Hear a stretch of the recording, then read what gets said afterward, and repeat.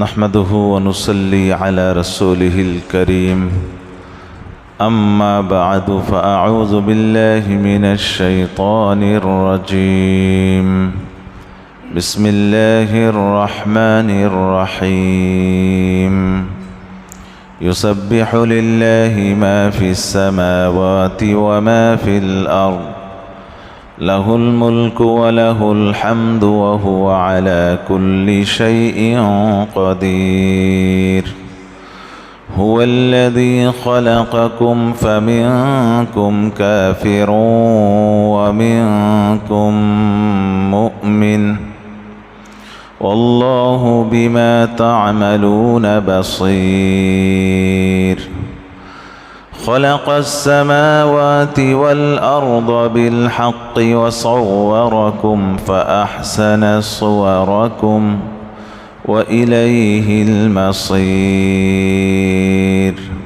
صدق الله العظيم اللهم صل على محمد وعلى آل محمد كما صليت على إبراهيم وعلى آل إبراهيم إنك حميد مجيد اللهم بارك على محمد وعلى آل محمد كما باركت على إبراهيم وعلى آل إبراهيم إنك حميد مجيد أستغفر الله الذي لا إله إلا هو الحي القيوم وأتوب إليه সম্মানিত মুআজ্জাজ মুহতারাম, মহান রব্বুল আলামিনের প্রতি লাখ কোটি শুকরিয়া যে আল্লাহ তাআলা আমাদেরকে তার গোলাম হিসেবে কবুল করেছেন এবং সেই সুবাদে তার দাসত্ব করার জন্য তার ঘরে আসার সুযোগ দান করেছেন। এই জন্য সকলেই অন্তরের গভীর থেকে আদায় করি আলহামদুলিল্লাহ। ভাইরা আমার, আজকে যে সূরার তাফসীর হবে সূরাতুত তাগাবুন। সূরাতুত তাগাবুন, সূরাতুল মুনাফিকের পরে হলো মুনাফিকুনের পরে হলো তাগাবুন। এই দুই সূরার মধ্যে সামঞ্জস্য হলো, আগের সূরার মধ্যে মুনাফিকদের প্রতারণার কথা আল্লাহ তাআলা কি করেছেন, আলোচনা করেছেন। তারা মুখে এক কথা বলে আর অন্তরে কি। তো আল্লাহ তাআলা এই সূরার মধ্যে বলবেন, আল্লাহ তাআলা ওয়ায়ালামু মা তুসিররুনা ওয়া মা তু'লিনুন। আল্লাহ তাআলা এই সূরার শুরু থেকে বলবেন যে আল্লাহ তাআলা তোমাদের গোপন প্রকাশ্য সব জানেন, ভেতরে যা লুকায় রাখছো সব কিছুই আল্লাহ তাআলা জানেন। এখানে আল্লাহ তাআলা তাদের এই কৃতকর্মগুলো আল্লাহ তাআলা এখানে উল্লেখ করবেন। আরেকটি কারণ হলো দুই সূরার সামঞ্জস্য হলো, সূরা মুনাফিকুনের মধ্যে তাদের যে কার্যকলাপগুলো আল্লাহ তাআলা উল্লেখ করেছেন, মুনাফিকি চাল উল্লেখ করেছেন, কিন্তু তাদের শেষ পরিণতি কী হবে কিয়ামতের দিন, সে আলোচনায় এই সূরাতুত তাগাবুনে আল্লাহ তাআলা কী করবেন, উল্লেখ করবেন। এই সামঞ্জস্যতা দুই সূরার মধ্যে। এই কারণে মুনাফিকুনের পরে আল্লাহ তাআলা তাগাবুন নিয়ে আসছেন। সূরাতুত তাগাবুন এইটা হলো মদিনা অবতীর্ণ হয়, অর্থাৎ হিজরতের পরে এই সূরাটি অবতীর্ণ হয়। কেউ কেউ বলেছেন এই সূরাটি হিজরতের আগে অবতীর্ণ হয়। আব্দুল্লাহ ইবনে আব্বাস রাদিয়াল্লাহু তাআলা আনহুমা তিনি বলেন যে কিছু আয়াত হিজরতের পরে অবতীর্ণ হয়েছে, কিছু আয়াত হিজরতের আগে অবতীর্ণ হয়েছে। বিদায় কোনো সমস্যা নেই, এটা কোনোটা বিশ্বাস করলে ঈমান যাবেও না আর ঈমানের কোনো ক্ষতিও নেই। বিদায় ওটা ইলমি আলোচনা, এগুলো ওনাদের ইলমি কিছু কথা নিয়ে ওনারা কি করেছেন, মতনৈক্য করেছেন এখানে। তো এখানে এই সূরার মধ্যে আয়াত রয়েছে 18টি। আয়াত কয়টি? 18টি। আল্লাহ তাআলা এই সূরার নামকরণ করেছেন তাগাবুন। তাগাবুন গবন থেকে। গবনের অর্থ হলো লস করা, ক্ষতি করা, মানে ক্ষতি হয়ে যাওয়া। ফিকার ভাষায় একটা পরিভাষা আছে গবনে ফাহিশ। গবনে ফাহিশ মানে হলো খুবই ক্ষতিগ্রস্ত হয়ে যাওয়া, মানে বিক্রেতার কাছে বড় ধোকায় পড়ে গেছে, প্রতারিত হয়েছে। একটা পণ্যের দাম 10 টাকা, পণ্যের দাম কত? 10 টাকা। এখন ওই পণ্যের দিকে গ্রাহকের বা ক্রেতার আগ্রহ দেখে 100 টাকা দাম নিয়েছে। এটার হয় না অনেক সময়? ওই যে মেলাগুলো যে বসে, মৌসুমি মেলা, যেগুলো মৌসুমি যে মেলাগুলো বসে, এই পণ্য অন্য সময় এটার দাম হলো 50 টাকা। যেহেতু মেলায় উঠছে, এটা একটু রং চং দিয়ে দাম নেয় কত, 500 টাকা, 200 টাকা, 300 টাকা দাম নেয় একই জিনিস। ওই যে এটাকে বলা হয় আরবিতে ফিকার ভাষায় গবনে ফাহিশ, মানে বড় ক্ষতিগ্রস্ত হয়েছে, সে বড়ই প্রতারিত হয়েছে। তো কিয়ামতের দিনে কাফেরেরা, তারা দুনিয়ার মধ্যে যে তারা এই যে প্রতারণা করত, কিয়ামতের দিনে তারা প্রতারণার শিকার হবে, অর্থাৎ তারা প্রতারণায় বা ধোকায় পড়বে। তারা দুনিয়াতে মুসলমানদেরকে ধোকা দিয়েছে, ইখাদিউনাল্লাহ ওয়াল্লাযীনা আমানু, ধোকা দিয়েছে। ইন্নাল মুনাফিকিনা ইখাদিউনাল্লাহ, মুনাফিকরা আল্লাহকে ধোকা দেয়। আল্লাহ তাআলা কি বলেন? আল্লাহ তাআলা কি ওয়াহুয়া খাদিউহুম, আল্লাহ হয়ে তাদেরকে ধোকার মধ্যে ফেলাবে। হ্যাঁ, তো এই ধোকাটা কোথায় পড়বে? তারা কিয়ামতের দিনে তার বড় ক্ষতিগ্রস্ত হবে। কিয়ামতের দিনে জান্নাতীরা জান্নাত লাভ করবে, আর এই মুনাফিক আর এই কাফেররা জাহান্নামের মাধ্যমে বড় ক্ষতিগ্রস্ত হবে। এই জন্য এ তাগাবুনের অর্থ এখানে কি আসে? প্রযোজ্য। অর্থাৎ কিয়ামতের দিনে লাভ লোকসান। এই তাগাবুনের আরেকটা অর্থ হলো লাভ লোকসান, হার জিত। হার জিত কিয়ামতের দিনে জিতবে কারা? মুসলমানেরা। হারবে কারা? কাফেররা, মুনাফিকেরা। এই জন্য এই সূরার মধ্যে হার জিতের আলোচনা আছে। হ্যাঁ, এই সূরার মধ্যে লাভ লোকসানের আলোচনা আছে। এই জন্য এই সূরার নাম হলো সূরাতুত তাগাবুন। তো আল্লাহ তাআলা বলতেছেন, ইউসাব্বিহু লিল্লাহি মা ফিস সামাওয়াতি ওয়া মা ফিল আরদ। আল্লাহ তাআলা তাসবিহ পাঠ করেন, তাসবিহ পাঠ করে মা ফিস সামাওয়াতি ওয়া মা ফিল আরদ, আসমান এবং জমিনে যা কিছু রয়েছে সব কিছু আল্লাহ তাআলার তাসবিহ পাঠ করে। মানুষের তাসবিহ আমরা বুঝি, পশু পাখি আওয়াজ করে, তাও আমরা মনে করি যে হ্যাঁ কিচির মিচির করতেছে, আল্লাহর তাসবিহ পড়তেছে। এতটুকু আমাদের আল্লাহ তাআলা জ্ঞান না হতে আমরা অনুধাবন করতে পারি। কিন্তু একটা গাছ কেমনে তাসবিহ পাঠ করে, এই যে একটা ফ্যান কেমনে তাসবিহ পাঠ করে, এই একটা লাইট কেমনে তাসবিহ পাঠ করতেছে, হ্যাঁ এই জিনিসগুলো, জড় পদার্থগুলো কেমনে তাসবিহ পাঠ করে। আল্লাহ বলে ওয়ালাকিল্লা তাফকাহুনা তাসবিহাহুম, আল্লাহ বলে যে এই জ্ঞান তোমাদেরকে দেয়নি। ক্লাস 1-এর ছাত্র যদি ক্লাস 10-এর অঙ্ক বুঝতে চায়, ক্লাস 9-এর অঙ্ক বুঝতে চায়, পারবে না। তা আল্লাহ বলে যে তোমরা এখনও প্লেতে আছো, বিদায় এগুলো তোমাদের চিন্তা করতে যাও না, এদের তাসবিহ তোমাদের বোঝার ক্ষমতা নাই, এই জ্ঞান আমি তোমাদেরকে দেইনি। এরকম পরমাণু জিনিস আমাদের চোখের সামনে ঘটতেছে, কিন্তু আমরা কি করতে পারি না, দেখতে পাই না। হ্যাঁ, এটাকে যন্ত্র দিয়ে দেখতে হয় যে হ্যাঁ সামনে অনেক ধুলা কণা চলতেছে। তা আল্লাহ তাআলা বলেন যে তাদের তাসবিহ তোমাদের ক্ষমতা আমি দেইনি বোঝার। তা আল্লাহ তাআলা বলেন যে আসমান জমিনে যা আছে সব কিছু আল্লাহর তাসবিহ পাঠ করে। এক একজনের এক এক জিনিসের তাসবিহর সিস্টেম পদ্ধতি এক এক রকম। এটার পেছনে আমাদের পড়ার দরকার নেই। আমরা নিজেদের চরকায় কি দেব? তেল দেব। নিজেরা আমরা কতটুকু তাসবিহ পাঠ করতেছি এইটাই আমরা কি করব, আগে আমরা চিন্তা করব। তো আল্লাহ তাআলা বলেন ইউসাব্বিহু লিল্লাহি মা ফিস সামাওয়াতি ওয়া মা ফিল আরদ, আসমান জমিনে যা কিছু রয়েছে সব আল্লাহ তাআলার তাসবিহ পাঠ করে।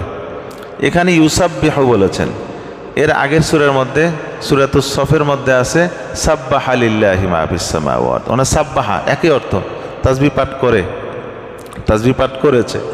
আবার সূরাতুল আলার মধ্যে কি আছে? সাব্বিহ ইসমা, সাব্বিহ আরবি ব্যাকরণের মধ্যে বলা হয়, এক জায়গায় আল্লাহ তাআলা ফেলে মাজি আনছেন অতীতকাল বোঝানোর জন্য, সাব্বাহা লিল্লাহ অতীতকাল বোঝানোর জন্য।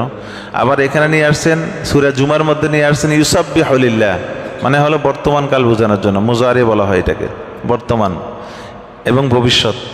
আবার সূরাতুল আলার মধ্যে সাব্বিহ ইসমা, আল্লাহর নামের তাসবিহ পাঠ করেন, তাসবিহ পাঠ করো। এখানে নিয়ে আসছে আমরের সেগা, ব্যাকরণে বলা হয় গ্রামার, আমর অর্থাৎ নির্দেশবাচক, অতীত ভবিষ্যৎকালের জন্য যে আল্লাহর তাসবিহ পাঠ করো। তো এইরকম বিভিন্ন আল্লাহ তাআলা এরকম শব্দ কেন ইউজ করলেন, ব্যবহার করলেন? মুফাসসিরিনরা বলেন যে এই শব্দগুলো আল্লাহ বিভিন্ন সময় বিভিন্ন শব্দ বিভিন্ন কালকে বোঝানোর অর্থ হলো যে আল্লাহ তাআলার প্রশংসা কোনো কালের সাথে কি নাই, সীমাবদ্ধ নয়। অতীতকালে, বর্তমানকাল, ভবিষ্যৎকাল সর্বদাই কি করতে হবে? আল্লাহ তাআলার তাসবিহ পাঠ করতে হবে। বলেন সুবহানাল্লাহি ওয়া বিহামদিহি সুবহানাল্লাহিল আযীম। নবীজি সাল্লাল্লাহু আলাইহি ওয়াসাল্লাম সর্বদাই আল্লাহর জিকির করতেন। এগুলো সব তাসবিহাত। তো আল্লাহ তাআলা বলেন আসমান জমিনের সব আল্লাহর তাসবিহ পাঠ করে। লাহুল মুলকু, তারই হলো ক্ষমতা, লাহুল মুলকু, তারই ক্ষমতা। একটা হলো আল মুলকু লাহু, ক্ষমতা তার, আরেকটা হলো তারই ক্ষমতা, পার্থক্য আছে। তা আল্লাহ তাআলা বলেছেন তারই ক্ষমতা, মানে ক্ষমতা কারোই নয়, শুধুমাত্র কার? আল্লাহরই ক্ষমতা। আমাদের চোখের সামনে যা দেখতেছি এগুলো কোনো ক্ষমতাই না, এগুলো সব হলো মরিচিকা, আর সব হলো কি মরিচিকা। তারপরে যদি কোনো ক্ষমতাবান শরীয়তের দৃষ্টিতে থাকেও, সেগুলো হলো কার দেওয়া? আল্লাহর দেওয়া ক্ষমতা, তার নিজস্ব কোনো ক্ষমতার কি নেই, বৈশিষ্ট্য তার মধ্যে নেই। লাহুল মুলকু, তারই ক্ষমতা, ওয়ালাহুল হামদু, তারই প্রশংসা। আমরা যে মানুষের প্রশংসা করি, এই লোকটা অনেক ভালো, এটা সেটা, এই প্রশংসা মূলত কার? আল্লাহরই প্রশংসা, তারই প্রশংসা। প্রশংসার অধিকার কোনো মানুষ হতে পারে না, অধিকারী একমাত্র কে?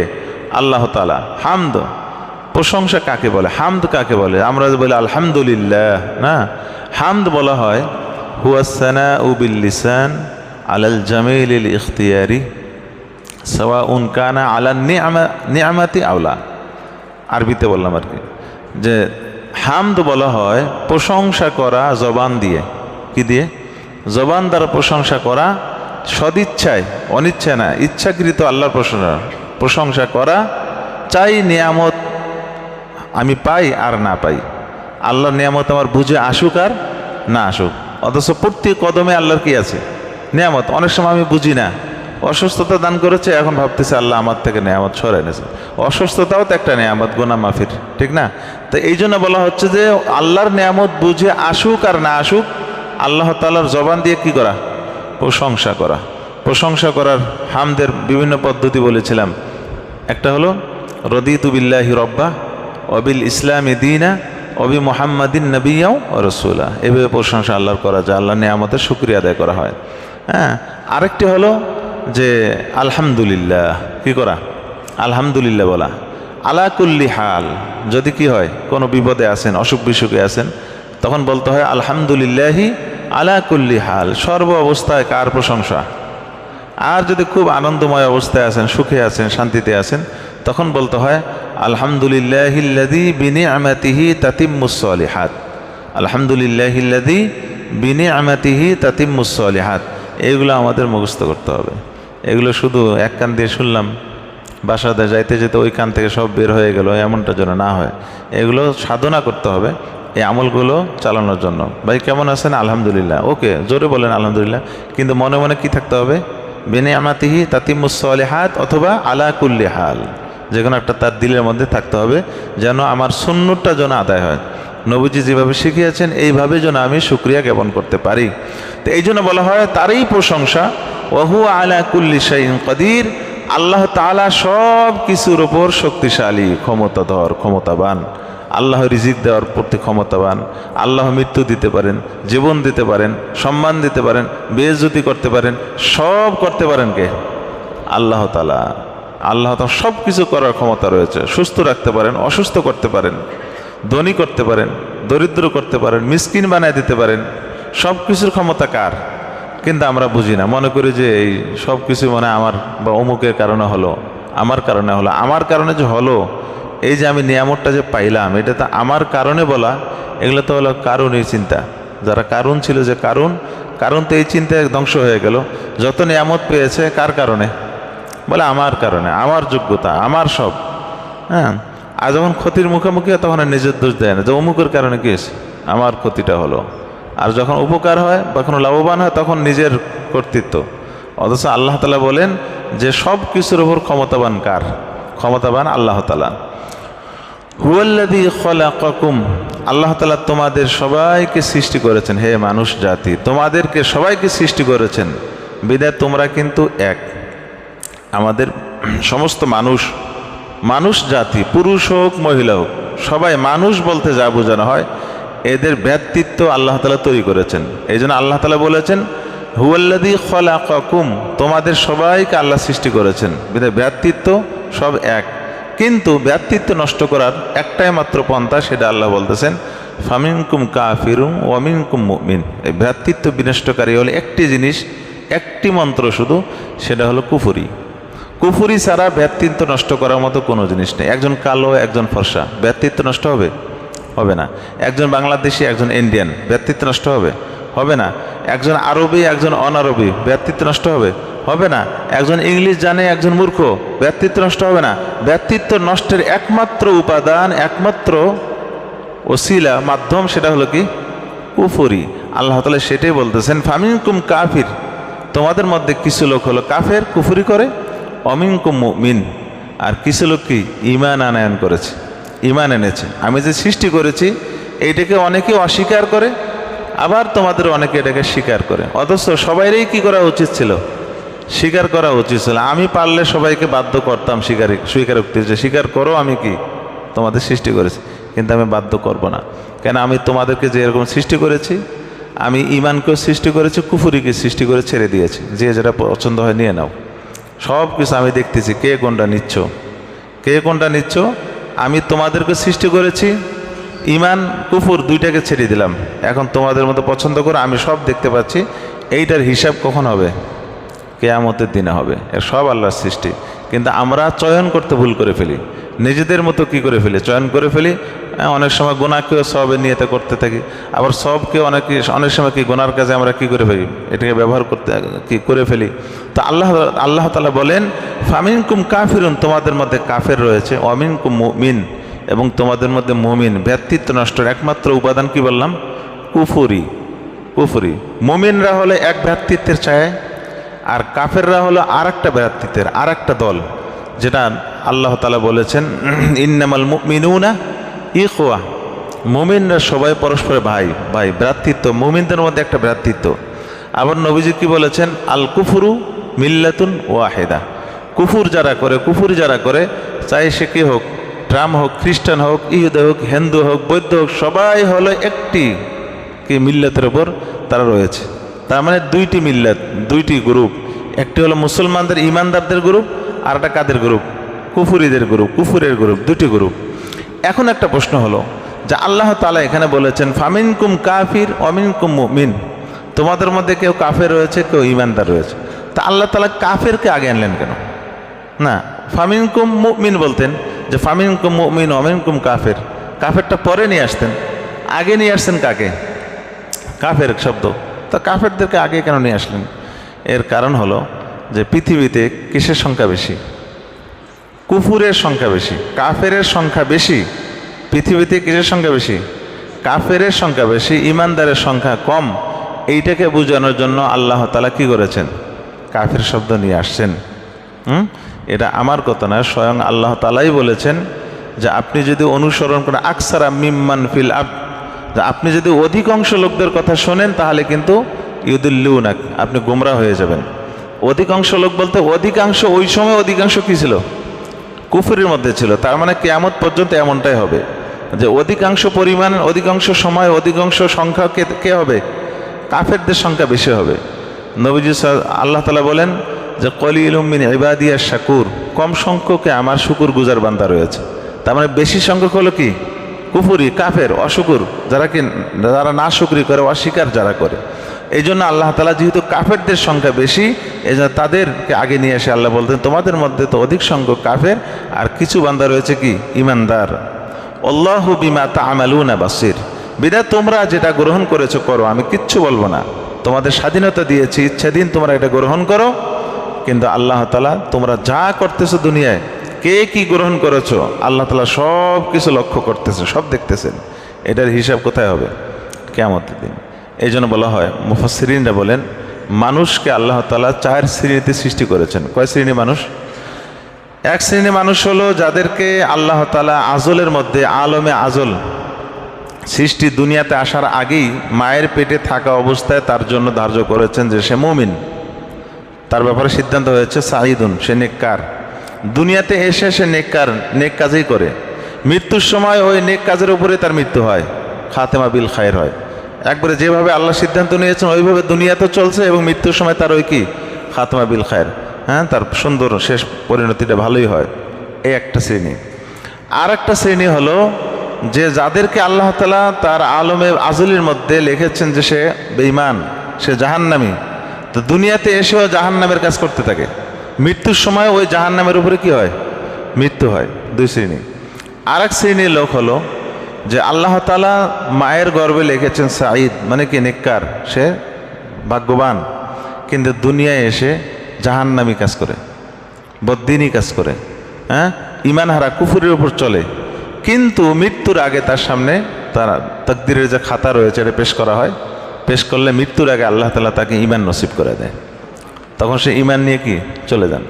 ওই যে সারা জীবন খারাপ কাজ করলো, মৃত্যুর আগে কি হয়ে যায়? তার ঈমানটা নসিব। এই জন্য নির্দিষ্ট কোনো ব্যক্তি মারা যাওয়ার পর নির্দিষ্ট নাম নিয়ে কোনো কাফেরকেও কি বলা যায় না, জাহান্নামী বলা নিষেধ।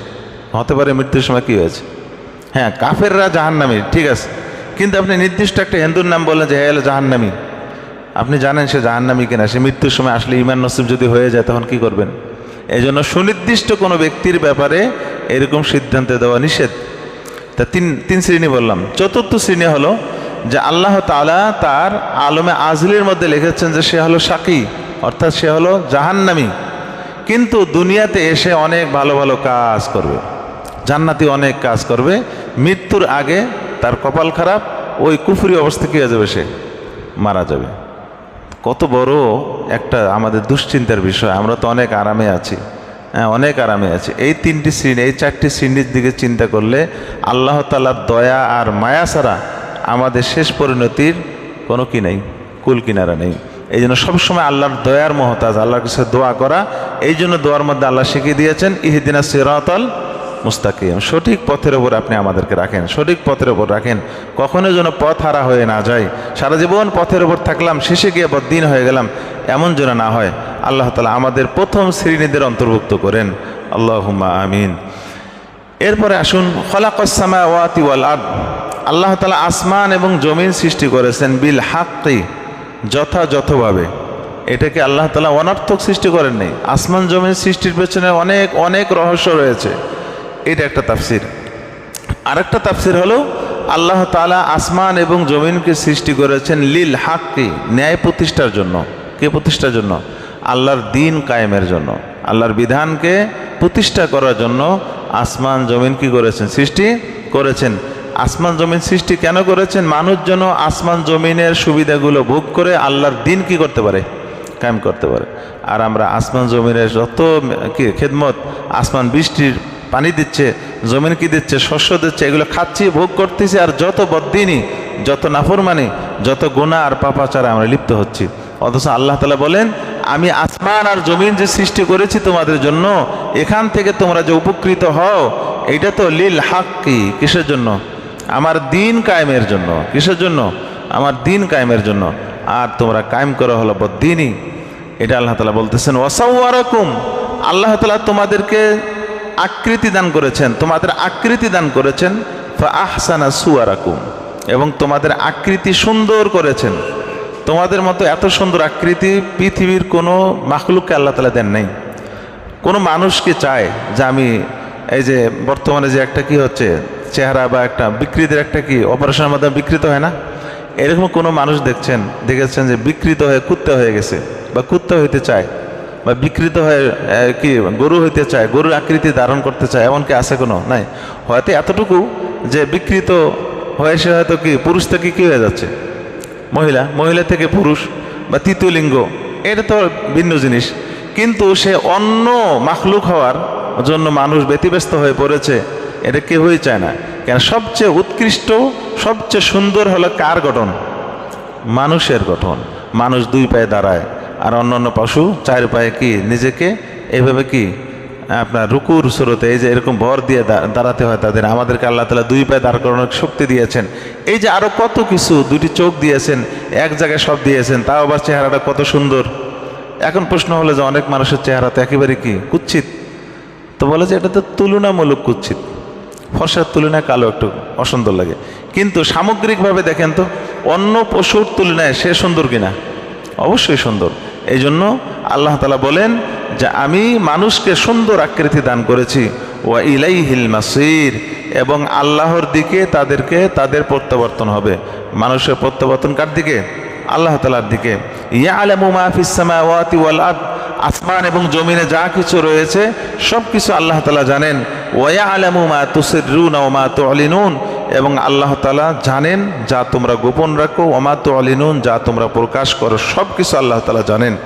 আল্লাহু আলিমুম বিযাতিস সুদূর, আল্লাহ তাআলা তোমাদের অন্তর্যামী, অন্তরে যা রয়েছে। ইয়ালামু খাইনাতাল আয়ুনি ওয়া মা তুখফিস সুদূর, আমাদের চোখের খেয়ানত আল্লাহ তাআলা জানেন। চোখের খেয়ানত, মানুষের সামনে কি সুপিগিরি আর সারা রাত কি বেগুন চুরি বলে না, দিনের বেলায় সুফিগিরি আর রাত্রিবেলায় বেগুন চুরি। মানুষের সামনে বিশাল বড় দরবেশ, কিন্তু যখন একাকী হয় তখন গোনার আর কি নেই, শেষ নেই, গোনার আর কি নেই, শেষ নেই। তো এইটাই হলো আল্লাহ তাআলা বলেন যে তোমার সব আল্লাহ তাআলা জানেন, তুমি কি করো তোমার সব কিছু আল্লাহ তাআলাকে ভালোভাবেই জানেন, তুমি ঠিক হওয়ার এখনো কি আছে, সময় রয়েছে। তো এবার দেখুন ওয়ায়ালামু মা তুসিররুনা, সির, সির মানে গোপন। যেমন নামাজের মধ্যে সিররি নামাজ বলি না আমরা, সিররি নামাজ মানে কোন নামাজ, যে নামাজের কেরাত কি আস্তে আস্তে বলা, সিররি নামাজ, জোহরের নামাজ আর আসরের নামাজ, এই নামাজগুলোকে সিররি নামাজ বলে, এখান থেকে তুসিররুনা। হ্যাঁ, এরপর হলো জাহারি নামাজ, জাহারি নামাজ মানে যে নামাজের মধ্যে জাহার মানে আওয়াজ করে করে কি করা হয়, তেলাওয়াত করে। তা তুসিররুনা তোমরা যা গোপনে রাখো, আস্তে আস্তে যে কথাগুলো বলো, গোপনীয় যে কথাগুলো বলো, যে কাজগুলো করো, সব তিনি জানেন। এরপরে আল্লাহ তাআলা বলেন আলাম ইয়াতিকুম নাবাউল্লাযীনা কাফারু মিন ক্বাবল, আলাম ইয়াতিকুম যে তোমাদের কাছে কি আসে নাই, নাবাউল্লাযীনা কাফারু ওই সমস্ত কাফেরদের খবর, মিন ক্বাবলু যারা ইতিপূর্বে অতিবাহিত হয়ে গেছে, যে জাতি আদ সামুদ নূহ সালামের গোষ্ঠী, এরা সবাই অতিবাহিত হয়েছে, এদের খবর কি তোমাদের কাছে আসে নাই? ফাযাকু ওয়াবালা আমরিহিম, তারা তো তাদের কৃতকর্মের শাস্তি তারা আস্বাদন করেছে। ইতিপূর্বে যে উম্মতরা গেছে সামুদ আদ, এদের যে গোষ্ঠীরা, এদের তো নিজের কৃতকর্মের নিজের অপকর্মের তারা শাস্তি তারা আস্বাদন করেছে। আর তোমরাও কি চাও সেই শাস্তি পাইতে? তাহলে অপেক্ষা করো। অপেক্ষা করছে, শেষমেশ বদরের যুদ্ধে কী করা হয়েছে, এই শাস্তি তারা আস্বাদন করেছে। আবু জাহেলের মতো এত বড় শক্তিধর, সে দুইটা বাচ্চার সামনে কী হয়ে গেছে, অপদস্থের সাথে কি মারা যায়, কে, আবু জাহেল, এবং পরাজিত হয় অল্প সংখ্যক সাহাবী 313 জন, আর এরা হাজার, কোনো কি কুল কিনারা পায়নি পরাজিত হওয়ার ক্ষেত্রে। তা আল্লাহ তাআলা বলতেছেন তোমরা কি আগের উম্মতের খবর জানো না, তোমাদের কাছে আসে নাই, তোমরা দেখো না যে তারা কীভাবে তারা ধ্বংস হয়েছে, তোমরাও যদি এমন করো তোমাদেরও কিন্তু ধ্বংস অনিবার্য। তা আল্লাহ তাআলা এটি ইঙ্গিত করেছেন ওয়ালাহুম আযাবুন আলিম, এবং ওই সকল কাফেরদের জন্য আখিরাতে রয়েছে যন্ত্রণাদায়ক শাস্তি। তোমরাও যদি এমনটা করো, আমার নবীর কথা না মানো, ইসলামের ছায়াতলে না আসো, তোমাদেরও পরিণতি কিন্তু তাদের মতো হবে, এবং সেটা হয়েছেও। সেটা কি হয়েছে? যালিকা বিআন্নাহুম, এর কারণ তারা শাস্তির মুখোমুখি কেন হয়েছিল পূর্বের উম্মতেরা, এই জন্য যে যালিকা বিআন্নাহু কানাত তাতিহিম রাসূলুহুম, তাদের কাছে আল্লাহ রাসূলরা আসতো বিল বায়িনাত, প্রকাশ্য প্রমাণ নিয়ে, মুজিজা নিয়ে, অনেক প্রমাণ দলিল-দিল্লা নিয়ে আসতো। দেখো আমি যে আল্লাহর নবী, এই হলো সাক্ষী, এই হলো মুজিজা, দেখো উটনি বের করেছে, তারপরে কি হাত এখানে বগলে ঢুকেছে, বের করছে, কি টিউবলাইটের মধ্যে জ্বলে উঠছে, করছে না? মুসা আলাইহিস সালাম লাঠি ধরেছে, কি হয়েছে, লাঠি ছেড়ে দিয়েছেন, সাপ। তো উল্টে কি বলেছে, মহা বড় জাদুঘর, বিশাল বড় জাদুঘর। তো আল্লাহ তাআলা বলেন যে তাদের কাছে নবীরা এসেছে বিল বায়িনাত, প্রমাণ নিয়ে, প্রকাশ্য প্রমাণ। ফাকালু, তারা কি বলেছে, আবাশারুন ইয়াহদুনানা, আরে মানুষ আবার আমাদেরকে হেদায়েত দেবে, দিক নির্দেশনা, পথ দেখাবে। হেদায়েতের পথ কি মানুষ দেখে নাকি? মানুষ আবার হেদায়েতের পথ কেমনে দেখে? এটা তারা বিশ্বাস করতো না। নবী রাসূলদেরকে এরা মানুষ মানতই না। হ্যাঁ, বলতো না হেদায়েতের রাস্তা দেখাবে তো ফেরেশতারা এসে, বা সরাসরি আল্লাহ তাআলাই আসতো, এসে বলতো, বা কোনো ফেরেশতাকে নামাই দিত। মানুষকে হেদায়েতের পথ দেখায় নাকি? তা আমাদের দেশে এরকম লোক নাই? অনেক মুসলমানও আছে নবীকে মানুষ মানতে চায় না। কি মানে? নূর নাই মনে হয়। নবীকে বলে যে রাসূল কোনোদিন মানুষ হতে পারে না, মানুষ না, রাসূল হলেন নূর। হ্যাঁ, মানুষ কেমন হয়? মানুষ কোনো হেদায়েত দিতে পারে? বিধান রাসূলকে নাকি নূর না মানলে ঈমান চলে যাবে, তাদের আকীদা। চিন্তা করেন কত বড় গুমরাহির মধ্যে আমাদের এই যুগেও, এই জাহিলিয়াতের যুগে এখনও কি কিছু লোক আছে, এই যুগের লোকও কিছু আছে যে তারা নবীকে মানুষ মানতে চায় না, তারা নূর মানে। অথচ নবীজি সাল্লাল্লাহু আলাইহি ওয়াসাল্লাম নিজে বলেছে, আল্লাহ তাআলা শিখিয়ে দিয়েছে ইন্নামা আনা বাশারুম মিসলুকুম, তোমাদের মতোই আমিও কি মানুষ, অথচ মানতে রাজি ন। তাদের দলিল আমি দিচ্ছি, তাদের দলিল আছে। এবং আল্লাহ তাআলা বলেছেন লাকাদ জাআকুম রাসূলুম মিন আনফুসিকুম, আল্লাহ তাআলা বলতেছেন তোমাদের কাছে তোমাদের থেকে একজন রাসূল এসেছে, তাও এরা বলে না রাসূল হলো নূরের তৈরি। দলিল আছে ওনাদের, দলিল হলো সূরা মায়েদার 15 নম্বর আয়াত সম্ভবত। আল্লাহ তাআলা বলেছেন কদ জাআকুম মিনাল্লাহি নূরু ওয়া কিতাবুম মুবিন।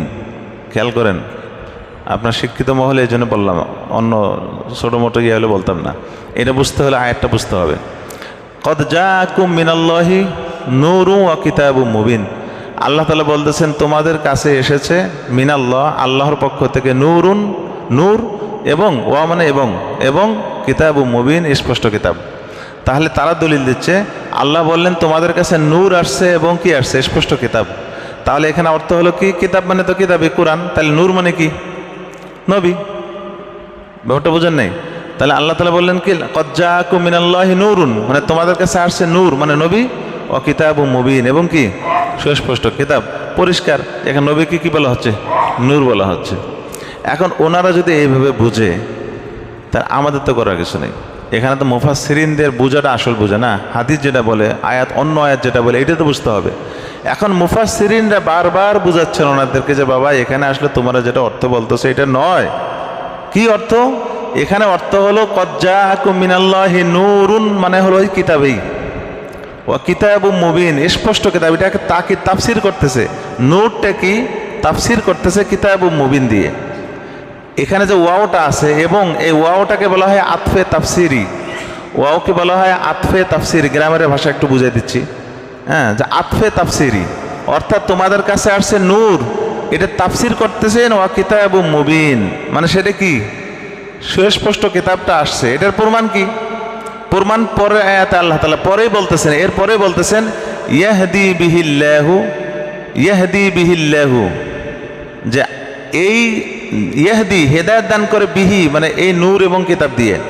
এবার আসেন, ইয়াহদি বিহি, বিহি হলো একটা সর্বনাম, বিহি এটাকে জমির বলা হয় ব্যাকরণে, আপনাদের সহজ ভাষা বলে সর্বনাম।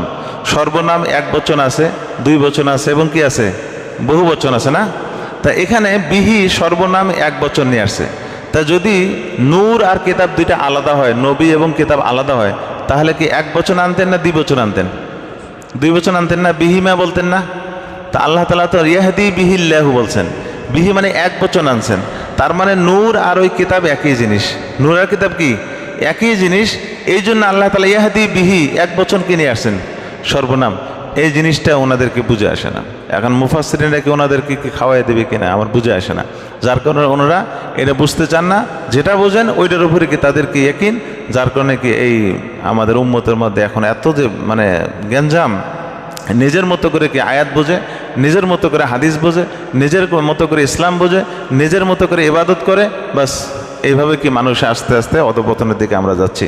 আল্লাহ তাআলা আমাদেরকে সঠিক বুঝদান করেন।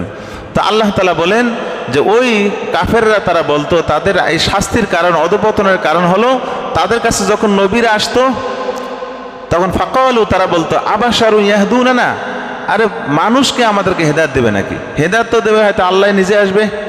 হ্যাঁ, ওয়াকাল আল্লাযীনা লা ইয়ারজুনা লিকাআনা লাউলা উনজিলা আলাইনা মালাইকা আও নারা রব্বানা। কাফেররা বলবে যে আল্লাহ আসুক বা ফেরেশতা আসুক, তাহলে আমরা হেদায়েতের কি, তাদের থেকে আমরা সরাসরি কি চাই, হেদায়েত চাই। তারা যেন আমাদেরকে হেদায়েত দেয়।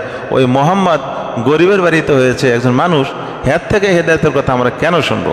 এটার বিশ্বাস করে না এবং এটা মানেও না। এইরকম প্রকৃতির মানুষ বর্তমানে বহুত রয়েছে। ফাকাফারু, অতঃপর তারা কুফরি করলো, ওয়াতাওয়াল্লাও, তারা পিঠ প্রদর্শন করলো, ফিরে গেল, ইসলাম থেকে মুখ ফিরিয়ে নিল।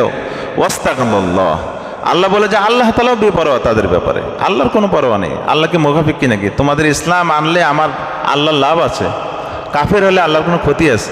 তা আল্লাহ বলে তারা যেরকম মুখ ফিরে নিল, আল্লাহ তাআলাও কি বিমুখ, আল্লাহ তাআলাও অমুখাফিক্কি তাদের থেকে। আল্লাহ তাআলা বেপরোয়া, আল্লাহ কোনো পরোয়া করে না। তারা ইহুদি হয়ে মারা যাক আর কাফের কি, তারা কি নাসরা হয়ে মারা যাক, হিন্দু হয়ে মারা যাক, আল্লাহর কিছুই যায় আসে না। এই জন্য হাদিসে আসছে যে ব্যক্তির ওপর হজ ফরজ হলো, হজ করতে সক্ষম, হজ করলো না, যে আল্লাহ তাআলার কি লা আলাল্লাহ, আল্লাহর ওপর কোনো পরোয়া নাই যে সে ইহুদি হয়ে মারা যাক আর কি হয়ে মারা যাক, নাসরা হয়ে মারা যাক। তো এইটাই এখানে ইঙ্গিত করতেছেন যে তারা বিমুখ হয়ে গেল। ওয়াস্তাগনাল্লাহ, আল্লাহ বিমুখ, আল্লাহ বেপরোয়া তাদের ব্যাপারে, আল্লাহর কিছু যায় আসে না। আল্লাহু গনিয়ুন হামিদ, আল্লাহ তাআলা হলেন কি? আল্লাহ তাআলা অমুখাফিক্কি, সব কিছু থেকেই অমুখাফিক্কি। আল্লাহ হলেন ধনী, আল্লাহ অমুখাফিক্কি, হামিদুন, প্রশংসিত। আল্লাহর প্রশংসা সবাই করে, সবাই করতে বাধ্য কিয়ামতের দিনে, যখন আল্লাহ বিচার যখন ন্যায়সঙ্গতভাবে করবে, দয়া করবে, কারো ওপর জুলুম করবে না। আল্লাহ তাআলা দুনিয়াতেও প্রশংসিত, কিয়ামতের দিনেও কী হবেন? প্রশংসিত হবেন। বাইরে আবার আমাদের আজকের যে এই আয়াতগুলো তেলাওয়াত করা হলো, আজকে তেলাওয়াত হলো 1 থেকে 6 নম্বর আয়াত পর্যন্ত। এখান থেকে আমাদের বুঝার অনেক রয়েছে। আমি কোন শ্রেণীর মুমিন, ওই যে 4টি শ্রেণী মানুষের 4টি শ্রেণী বিন্যাস করলাম, সব সময় দোয়া করবেন যারা প্রথম শ্রেণীর মধ্যে আমাদেরকে রাখেন, প্রথম শ্রেণীর মধ্যে রাখেন, যেন আল্লাহ তাআলা আজলের মধ্যে লিখেছেন দুনিয়াতেও আমলের মধ্যে থাকি এবং শেষটাও কি হয়? আমার জন্য সুন্দর হয়ে যায়। আর যে শ্রেণী হলো কি লিখেছে ভালো, মাঝখানে গুনাহ করছে, মৃত্যুর সময় আবার কি ভালো কি সে তার রেজাল্ট ভালো হয়ে মারা গেল, তারও তো শাস্তি আছে, শাস্তি নাই? শাস্তি রয়েছে। তো এই জিনিসগুলো আমাদের খেয়াল করতে হবে। আল্লাহর কাছ থেকে চাইতে হলে উত্তমটা চাওয়া, যে আল্লাহ আপনি আমাদেরকে প্রথম শ্রেণীর মুমিন বানায় দেন, যে আমাদের যেন A to Z শুধু ঈমান এবং আমলের উপর যেন আমরা চলতে পারি। আল্লাহ তাআলা আমাদেরকে এই আয়াতগুলোর উপর আমল করার তৌফিক দান করেন। কারো কোনো প্রশ্ন আছে? জি।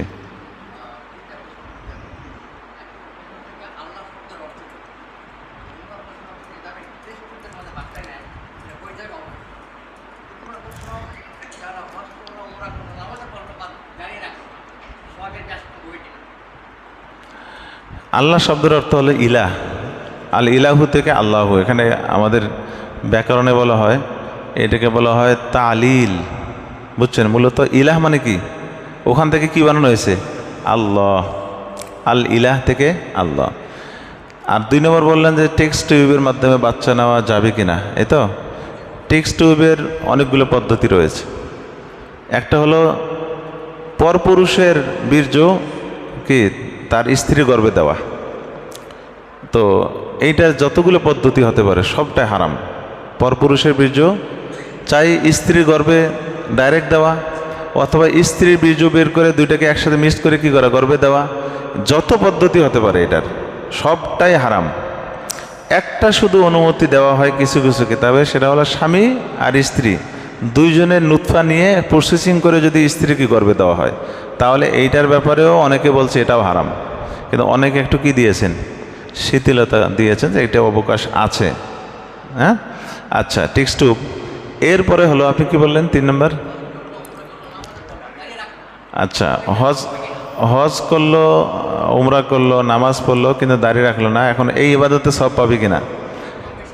হ্যাঁ, ইবাদত প্রত্যেকটা ইবাদতের আলাদা আলাদা সব স্বতন্ত্র, স্বতন্ত্র। শুধু ঈমান যদি ঠিক থাকে, খেয়াল করেন, ঈমান যদি ঠিক থাকে, আমলের মধ্যে যদি ঘাটতি হয়, তাহলে যে আমলের ঘাটতি ওইটার জন্য সে আলাদা কীভাবে শাস্তি পাবে, আলাদা ওইটার জন্য গুনাহ হবে। কিন্তু যে আমলটা করলো এটার জন্য আলাদা কীভাবে সব পাবে। এমন না যে এক আমলের কারণে আর এক আমল নষ্ট হবে না। হ্যাঁ, দাড়ি না রাখার কারণে এখন নামাজ তার কি সব পাবে না এমনটা নয়, হজ করলো হজের সব পাবে না এমনটা নয়। দাড়ি না রাখার আলাদা আলাদা গুনাহ, আর হজ করার আলাদা সব, আলাদা বকশিস।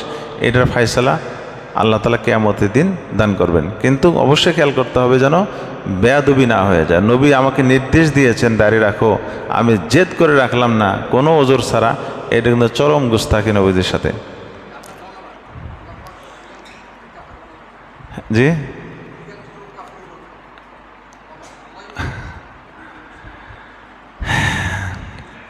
অধিকাংশ লোক কেন কাপড় হলো, লোকদের ওই যে ওমা উবাররিউ নাফসি ইন্নান নাফসালা আম্মারাতুম বিসু, মানুষ বলতে হলো খারাপের দিকে কি তার ধাবিত হওয়া। মানুষের কাজে হলো খারাপ জিনিসকে সে বেছে নেবে, নিজের সুবিধাগুলো বেছে নেবে। দুনিয়ার যত সুবিধা, দুনিয়ার যত অসুবিধা আছে এগুলো আখিরাতের মধ্যে এগুলো সুবিধা পরিণত হবে।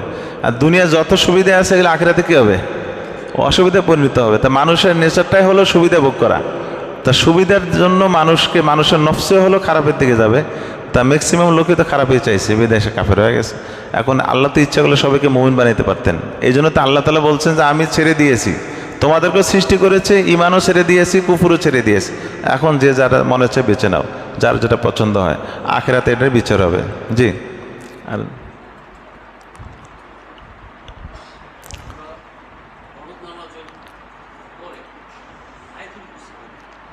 হ্যাঁ,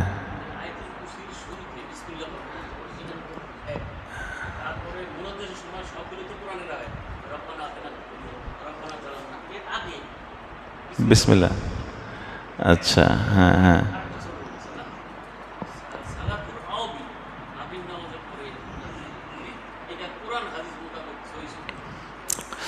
তো ফরজ নামাজের পরে সূরা আয়াতুল কুরসির কথা হাদিসে আসছে, ওইটা হলো ওজিফা হিসাবে।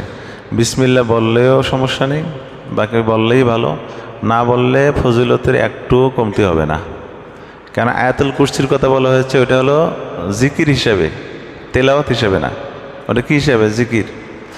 আচ্ছা, এবার আরেকটা হলো আপনার ওই মুনাজাতে রব্বানা যালামনা, এখানে আগে বিসমিল্লাহ বলতে হবে কি না?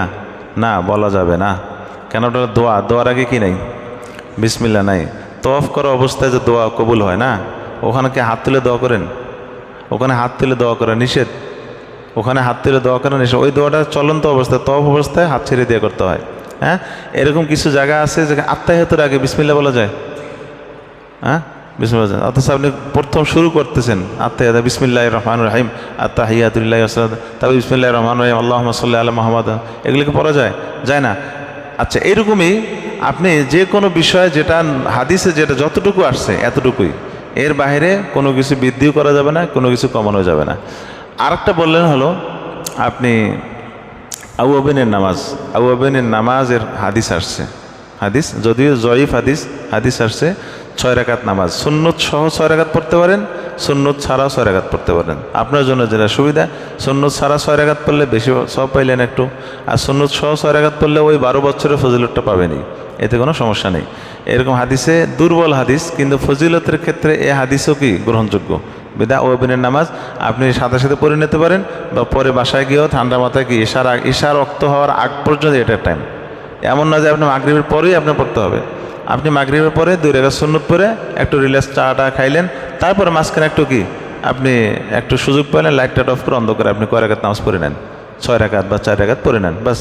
কিন্তু অক্ত থাকতে হবে কিসের? মাগরিবের অক্ত থাকতে হবে। ঈশার রক্ত হয়ে গেলে আর এটা সব পাওয়া যাবে না। জি, দুরূদ শরীফ পড়ি। আল্লাহুম্মা সাল্লি ওয়া সাল্লিম ওয়া বারিক আলা মুহাম্মদ ওয়া আলা আলিহি ওয়া আসহাবিহি আজমাইন। أستغفر الله الذي لا إله إلا هو الحي القيوم وأتوب إليه لا حول ولا قوة إلا بالله العلي العظيم. الحمد لله رب العالمين، الحمد لله رب العالمين، الصلاة والسلام على أشرف الأنبياء والمرسلين وعلى آله وأصحابه أجمعين. ربنا ظلمنا أنفسنا وإن لم تغفر لنا وترحمنا لنكونن من الخاسرين. ربنا اصرف عنا عذاب جهنم، ربنا اصرف عنا عذاب جهنم إن عذابها كان غراما إنها ساءت مستقرا ومقاما.